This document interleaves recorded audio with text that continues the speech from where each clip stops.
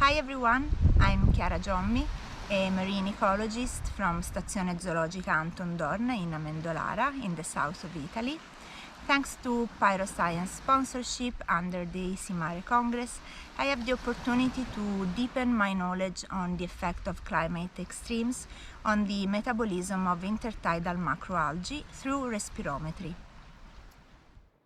Along the Calabrian coast, 3 of the most abundant photosynthetic species were collected, and once in the lab, all the extraneous material was removed from them.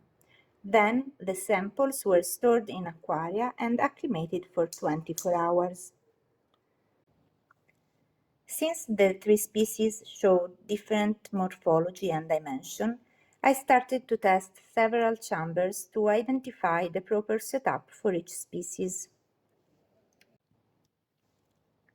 I selected PyroScience 20 ml vials and glass jars of 250 ml where I glued the oxygen sensor spots with silicone. After the setting and calibration of the contactless optical fibers, a climatic chamber was equipped with 4 individual steering devices to ensure the constant mixing of water in each chamber during the measurement. The samples were divided into 2 experimental groups. One was exposed to heat spikes of different intensity and duration, simulated with the climatic chamber, and the second, used as a control, was maintained at constant temperature of 25 degrees.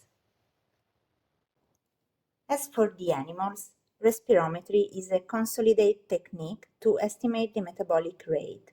But with photosynthetic organisms, we have to consider oxygen consumption during dark respiration, but also oxygen production during photosynthesis. Therefore, measurements were taken in both the conditions, in light and dark. Here, as an example, you can see the oxygen concentration of the species Schistoseira compressa during the measurements in dark and light conditions and under the heat spike treatment and control. As you can see, the differences in the slopes of consumption and production can be used to assess the effects of the heat spikes on the metabolism of individuals. The study of oxygen consumption is a key approach to answer fundamental questions related not only to physiology but also to ecology. Researchers can find in PyroScience a very versatile technology.